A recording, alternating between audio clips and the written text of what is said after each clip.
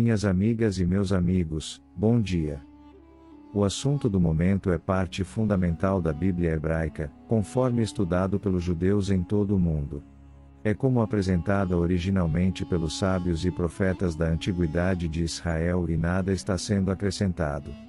Esta apresentação básica não difere muito da apresentada pelos estudos modernos não-judeus, mas é calcada na versão em hebraico, seguindo as suas normas e com isso faz uma abordagem lúcida e verdadeira da tradição de Israel nos mínimos detalhes. A visão é completamente diferente da abordada nos dias de hoje e de modo geral nunca vista até hoje pela cultura ocidental.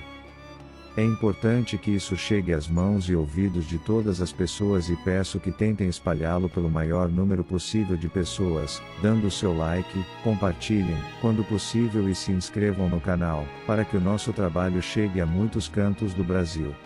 Dentro em breve faremos os nossos vídeos com legendas e em outras línguas, de modo a chegarmos ao maior número de pessoas possível. Não deixem de ver o vídeo até o final, pois tem informações valiosíssimas para a interpretação e compreensão deste texto sagrado. Informações nunca vistas anteriormente, mas que fazem parte da cultura interior da Torá. Vamos começar. Estamos diante de uma parte importantíssima, a compreensão do Gênesis, pois é a parte que descreve o Shabat, o sétimo dia, aquele em que Deus descansa de seu trabalho de criação do mundo. Esta é uma parte pequena, mas precisamos ter alguma atenção para podermos ter uma compreensão do que realmente a Torá está dizendo. Antes de adentrarmos neste assunto, precisamos lembrar de um momento específico, onde Deus nos ordena a sermos santos como em Vaikra, Levítico 19:2. Abre aspas. Fale a toda a congregação dos filhos de Israel e diga-lhes: sereis santos, pois eu, o Senhor vosso Deus, sou santo. Fecha aspas. Veja-se na tela. É evidente que essa ordem não está sendo dada por acaso, mas porque é esse o objetivo fundamental do homem nos planos do Altíssimo e vejam que muitas religiões, inclusive as cristãs apresentam santos, não sendo esses, meros ou fortuitos casos, sendo sim manifestações do principal objetivo do homem. Individualmente podemos ser santos em qualquer época, apesar disso ser dificílimo, existindo duas formas tradicionais da Torá que é exposta em sua literatura, sendo a primeira, o caminho chamado da dor que é o mais comum, onde uma pessoa passa por muitas experiências dolorosas até atingir a condição de Kadosh. Santo. Muitos dos santos cristãos, conforme relatado em suas histórias e quando reais, alcançaram este estado através deste caminho. O outro é o chamado caminho da luz, onde uma pessoa atinge esse estado através do conhecimento e prática das mitzvot. Preceitos, empregando técnicas definidas que alteram o seu comportamento, levando-a a alterar a sua personalidade e relação entre os elementos de sua alma e corpo, levando-a ao estado de Kedushá. Santidade. Existe mais um outro caminho que é o da completude da santidade para toda a terra que se dará no final dos tempos, quando a conformação final do homem estiver concluída. Essa é a mencionada no texto da Torá, sendo o estado em que o homem atinge a condição de justo, tzadik, como já mencionei diversas vezes por muitos vídeos publicados e se quiserem vejam o vídeo anterior, onde falo a esse respeito. O caso curioso, como já mencionei antes, é a visão egípcia desta conformação que é apresentada em muitos quadros da arte egípcia em afrescos, murais e interiores de templos e tumbas, onde um deus carneiro Knum molda um homenzinho de barro em um torno de oleiro, que quando pronto, a sua esposa a deusa Hanreket põe uma cruz ansata, a Ankh, em seu interior ou símbolo da alma do Egito. Vejam que a moldagem do homem da Torá é representada pelo sacrifício do carneiro que aí deve ser queimado no fogo, o fogo da fé mais interiormente falando. A deusa Ran, Reket, na alegoria egípcia é um ser aquático, a personificação que no nosso caso viria do conhecimento que é o símbolo água ou resultado dela. Veja que o interessante como vou mencionar em seguida que o verbo utilizado na criação do homem é vayatzar, e conformou, estando o verbo na forma vaiktou e que esta mesma palavra, o radical consonantal, yatzar, representa cerâmica, artesão, conformar, instinto e outras coisas mais. A santidade acontecerá gradualmente na medida em que o homem e a civilização da Terra for se desenvolvendo em suas experiências existenciais. Quando chegar essa época, toda a Terra será uma e a sua santidade será alcançada, sendo por isso mesmo que a Torá declara em Bereshit, Gênesis 2:3. Abre aspas. E Elohim abençoou o sétimo dia e o santificou, pois daí se absteve de toda a sua obra que Elohim criou para fazer. Fecha aspas. Isso significa que no final dos tempos a humanidade inteira será santa e o Altíssimo poderá declará-la Kadosh Santa, e toda a humanidade será abençoada. Vejam no vídeo. Um fato muito importante a ser observado é de que no final de cada dia na Torá, é dito que Deus viu que o que ele havia feito era bom, ou alguma coisa parecida com isso, e termina com a fórmula e foi a tarde e a manhã do dia tal. O que não acontece aqui, onde no Passuk, versículo, Bereshit, Gênesis 2:4, abre aspas. 4 Estas são as gerações dos céus e da terra quando foram criadas, no dia em que o Senhor Deus fez a terra e o céu. Fecha aspas. Como o sétimo dia no capítulo 2 não fechou, ele continuou vigente até hoje e existirá até o final dos tempos. Para Deus durante todo esse tempo será Shabat, mas para nós não. Sendo que uma vez por semana será Shabat para nós, quando neles pararemos o nosso trabalho, para nos lembrarmos de que para Deus ainda não terminou, sendo por isso que existe o Kiddush em todo o Shabat. Para os que não sabem, são momentos de rezas, santificando o Shabat. Após a descrição do sétimo dia no versículo 4. Continua em 5 com um assunto completamente diferente e passa a relatar a mesma coisa que o capítulo 1, mas de forma diferente e em outra sequência. Evidentemente a sequência não importa, pois Rashi afirma, proveniente do Midrash e de outras literaturas do corpo da Torá no seu amplo senso, que o texto não obedece ao da criação real. Textualmente, abre aspas. Não existe antes ou depois na Torá, fecha aspas. Na criação é claro. Na verdade, que apesar do pequeno espaço dedicado, que pelo pequeno tamanho do texto, que dura 4 passuquim, versículos, do sétimo dia na Torá, revela o seu término, quando o mundo for Kadosh, santo, ou seja, depois do final dos tempos.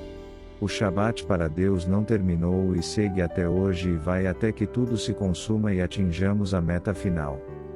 Para nós não estamos em descanso, apenas por pequenas frestas da semana, sendo o nosso trabalho, terminar o mundo e alcançar a civilização perfeita, que acontecerá na Geulah, redenção, após a chegada do Mashiach, seja lá quem, ou o que ele for, que nos momentos derradeiros, ajudará a consertar o mundo.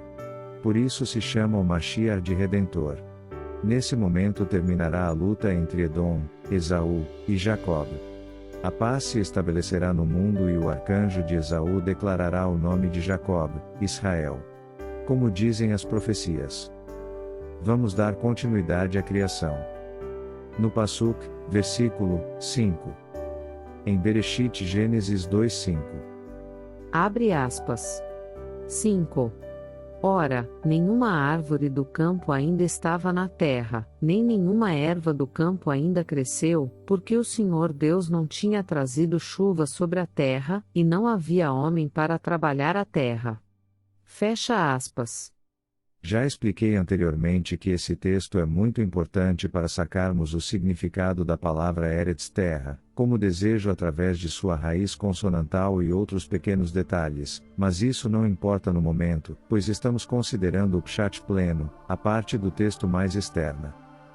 Veja-se que o homem nessa altura ainda não existia e que a Torá diz que as plantas, ervas do campo, ainda não existiam também e podemos concluir que daqui para frente, acontecerá novamente o relatado no capítulo anterior, inclusive a criação do homem que será completada. Agora o Passuk, versículo 6. Abre aspas. 6. E uma névoa subiu da terra e regou toda a superfície da terra. Fecha aspas. E o importante Passuk, versículo 7. Abre aspas. 7. E Hashem Elohim formou o homem do pó da terra, e soprou em suas narinas a alma da vida, e o homem tornou-se uma alma viva. Fecha aspas. Esse passuk, versículo, precisa ser analisado com um pouco mais de detalhe. A palavra Etzer como alertado por Rashi. Abre aspas. Formado, com 2 yuds, sugere em duas criações, uma criação para este mundo e uma criação para o tempo da ressurreição dos mortos, mas em conexão com os animais, que não estão em julgamento. 2 yuds não estão escritos na palavra Itzer, na criação animal descrevendo sua criação. Tazia 1. Fecha aspas. Lembrando que a raiz Itzer pode significar inclinação, instinto, temperamento, arbítrio, condição, mentalidade, caráter, desígnio, impulso, obra, escultura, ídolo, vaso, cerâmica, ser, criatura, manufaturar, produzir. Neste caso as duas criações, uma para o Olam Hazé, este mundo, e outra para o Olam Abá, mundo vindouro. A criação para este mundo seria a previsão para a alma animal que conteria o Yetzer Hará, ou a má inclinação, revelando aí que mesmo no momento da criação, o pecado de Adão já estaria planejado. Quanto ao Yetzer Hatov, a inclinação do bem, já seria parte intrínseca da alma divina ou a Neshama ou alma intelectual, segundo a Torá, que foi soprada Neshimat, em azul, no texto em hebraico, por Hashem Elohim, nas narinas do homem físico recém-criado. Porque a Neshama foi feita para o Olam Abá? Porque é a única alma que sobreviverá, pois a alma animal não sobrevive com a morte do corpo. E a Neshama, através dos Lubum Neshamot, ciclos das almas, chegará ao Olam Abba, afinal é a alma infinita. Na declaração do versículo 7, Hashem Elohim teria formado o homem, pois ele será moldado através dos tempos para chegar ao homem perfeito no final. Se já não observaram, observem que não é mais uma obra dos Elohim, mas de Hashem Elohim, sendo por isso que somos considerados filhos do Altíssimo, como em Teilim, Salmos 82.6. Abre aspas. 6. Eu disse: Vós sois Elohim, deuses e filhos do Altíssimo. Todos vós. Fecha aspas. Na verdade, no capítulo anterior, foi dito, vejam na tela, na Torá em Bereshit, Gênesis 1:27. Abre aspas. 27. E Elohim criou o homem à sua imagem. A imagem de Elohim ele o criou. Homem e mulher os criou. Fecha aspas. Vemos com isso que o homem foi criado para ser semelhante a um Elohim, uma fonte de todo poder, e com a ordem do Altíssimo de ser Kadosh, santo, ele o será, completando o seu destino. Confirmamos aqui o destino da humanidade de todos sermos santos e devermos trabalhar para isso, sendo essa a nossa meta final, mas precisamos estar alertas que temos em nós uma imperfeição que adquirimos e veremos isso logo no texto da Torá. E em Bereshit, Gênesis 2:8, veja na tela. Abre aspas. 8. E Hashem Elohim plantou um jardim no Éden vindo do Oriente. E colocou ali o homem que tinha formado. Fecha aspas. O que é o Éden? Em hebraico a palavra Éden significa delícia, prazer, que é na verdade a presença divina. A presença direta de Hashem, mas manter esta presença é simplesmente impossível. Vejam que os únicos seres relatados na tradição a suportar essa presença são os serafim, que significa anjos ardentes, pois ardem na chama da presença de Hashem, a luz infinita, onde nenhuma criatura suporta ficar, a não ser eles. Algumas pessoas têm insights dessa presença, ainda que distante, e relatam uma sensação indescritível de um amor profundo por tudo e por todos, pelos homens, pelos animais, montanhas, pedras, árvores, plantas, ar, e tudo mais, uma sensação profunda de unidade com tudo, que fica por muitas horas, mesmo depois de ter terminado a experiência. Esse é o prazer do Éden ou o próprio, ainda que muito atenuado nessas experiências. Porque o jardim? O jardim é um lugar de proteção, que foi usado para proteger Adão da presença da luz infinita, Ora Em Sof, no Éden.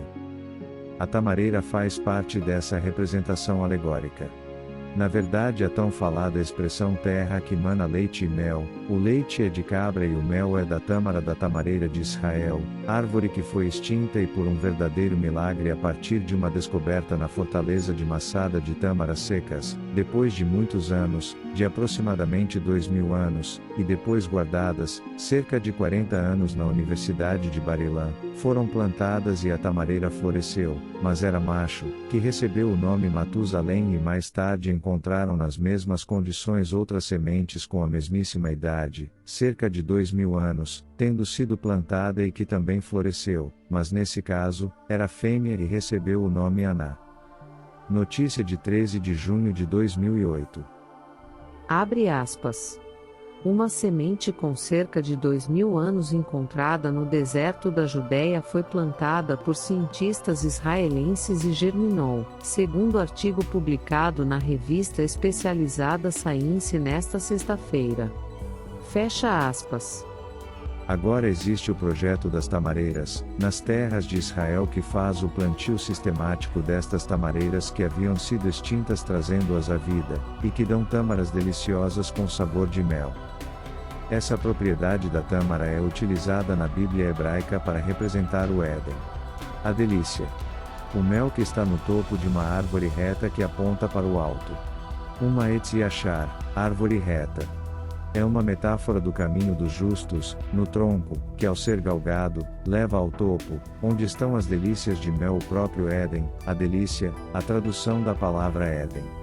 O próprio nome da terra que foi prometida a Abrão representa isso. Israel, e achar é o reto a Deus, mas também no emprego da sua homófona, válida para fins hermenêuticos, também Israel, mas trocado o Aleph por Ain, direto ao alto, onde a palavra que pode significar sobre, em cima de, acerca de, altura, elevação e outros, sendo por isso que a tamareira, cuja palavra tomer em hebraico, ser muito utilizada na Bíblia hebraica, estando representada logo na entrada do Beit HaMikdash, Casa do Santo, o Templo de Jerusalém e em muitos dos seus corredores e inclusive no seu lugar mais santo.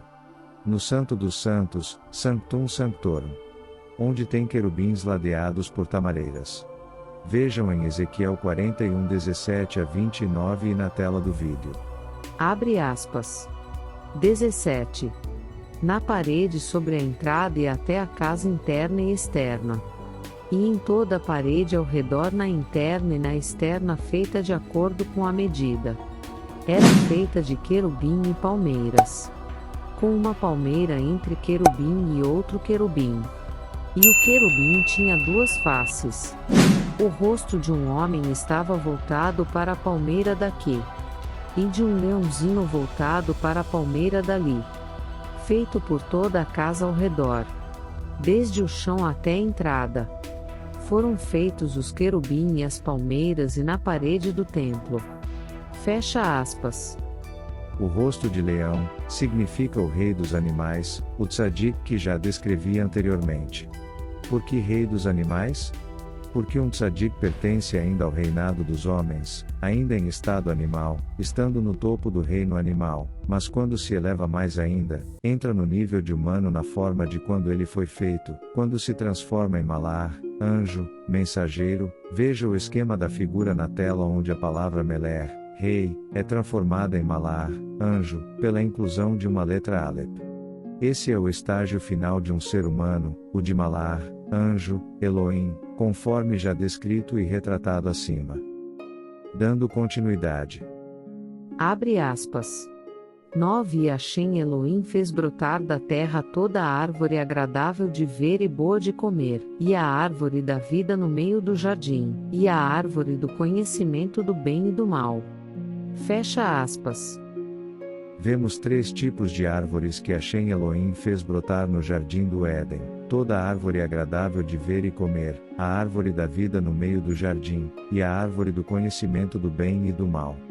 O primeiro tipo é auto-evidente, o terceiro tipo é a árvore do conhecimento do bem e do mal. Esta árvore frondosa que vamos ver depois, possui galhos que vão em todas as direções, emulando nossas vidas em nossas escolhas, aonde podemos ir em qualquer direção, quando caminhando em seus galhos, tudo dependendo de nossas escolhas através da vida, veja no vídeo. Essas experiências são aquelas que devemos vivenciar, ganhando conhecimento sobre o bem e o mal. Veja-se outro indicativo de que nosso Criador já esperava que a usássemos para ganhar experiências no nosso trajeto no caminho dos justos.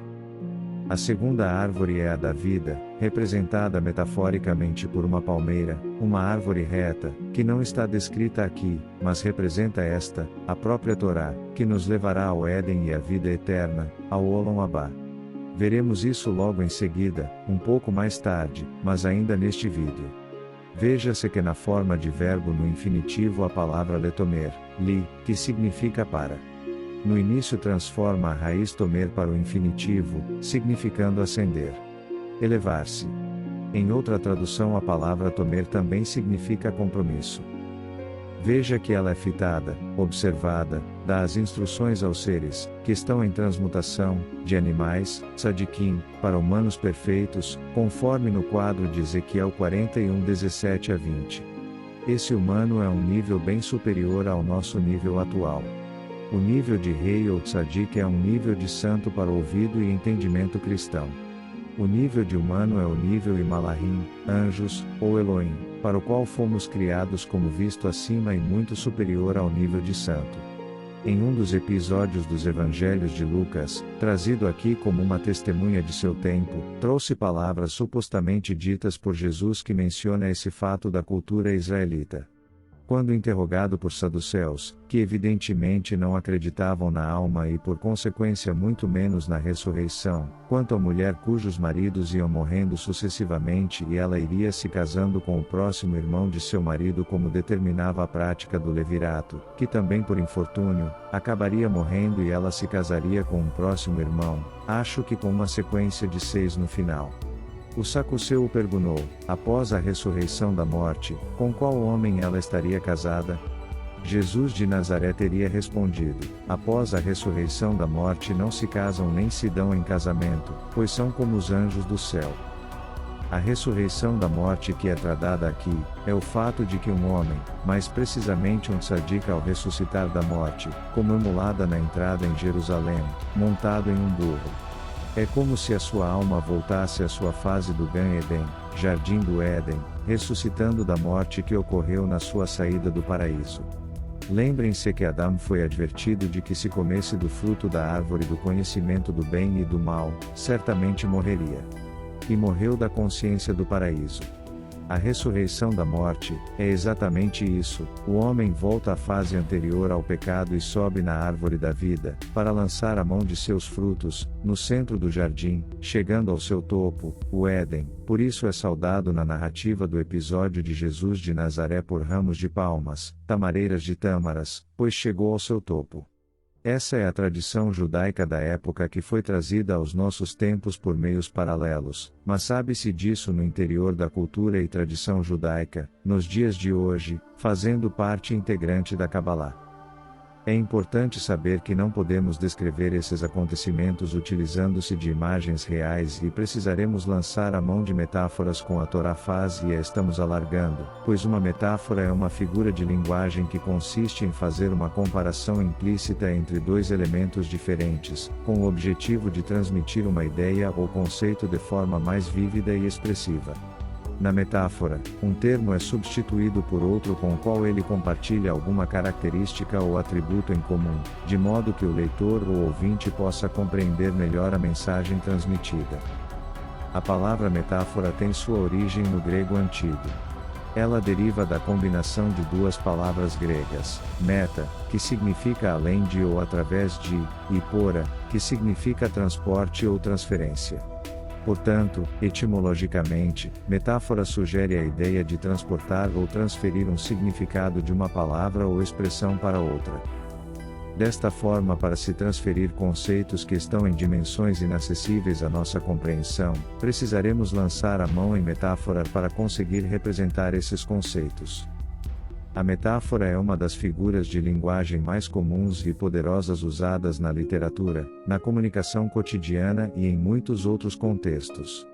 Ela ajuda a tornar o discurso mais rico, poético e eficaz ao permitir que as pessoas expressem conceitos abstratos de maneira mais concreta e acessível. Uma ilustração disso é que após o pecado, Deus, a sua principal ordem foi para evitar a chegada dos homens despreparados à árvore da vida, no centro do jardim, a Torá, as leis universais, que evidentemente não é a Torá que conhecemos, mesmo a escrita e a oral, contendo um conhecimento infinitamente mais abrangente e elevado. Se chegassem lá e subissem na árvore da vida, não estariam preparados para tal, não suportariam as irradiações da luz infinita do Éden e seriam destruídos para sempre. Esta é a razão. De Bereshit, Gênesis, de 2:22 a 24. Abre aspas. 22. Então Hashem Elohim, mencionado como Senhor Deus, disse: Eis que o homem se tornou como um de nós, tendo a capacidade de conhecer o bem e o mal. E agora, para que não estenda a mão e tome também da árvore da vida e coma e viva para sempre. 23. E Hashem Elohim, novamente mencionado como Senhor Deus, enviou-o do jardim do Éden, para cultivar a terra, de onde fora levado. 24. E expulsou o homem. E estacionou ao leste do jardim do Éden os querubim e a lâmina da espada giratória, para guardar o caminho para a árvore da vida. Fecha aspas. Para alcançá-la deveriam passar por toda a existência terrena, conhecerem do bem e do mal, seguirem pelo caminho dos justos, ressuscitarem da morte, voltarem ao jardim do Éden, subirem na árvore da vida, alcançarem os seus frutos e já na santidade, estariam preparados para a luz do Éden, a luz infinita. O eterno e infinito êxtase. Essa é a finalidade da nossa Torá, as instruções para chegarmos lá. E lá nós cumpriríamos a nossa missão e nos libertaríamos como Elohim, a imagem da qual fomos criados. Não esqueçamos disso nunca. Continua na próxima semana. Obrigado por assistir. Shavua Tov, boa semana. Olá a todos. Chegamos ao fim deste vídeo, e gostaria de aproveitar este momento para agradecer a todos vocês por assistirem. Sabemos que o tempo é precioso, e ficamos felizes por terem dedicado um pouco dele aqui no nosso canal. Se você gostou do conteúdo e quer continuar acompanhando, não se esqueça de se inscrever no canal. Dessa forma, você não perderá nenhum dos próximos vídeos que estamos preparando. Além disso, se você curtiu o vídeo, não deixe de dar o seu like. Isso ajuda não só a valorizar o nosso trabalho, mas também permite que outras pessoas possam descobrir e aproveitar esse conteúdo. E não se esqueça de clicar no sininho de notificações para receber todas as atualizações do canal. Assim, você será o primeiro a saber quando um novo vídeo for lançado. Obrigado por assistir. Continua no próximo vídeo. Shavua Tov, boa semana.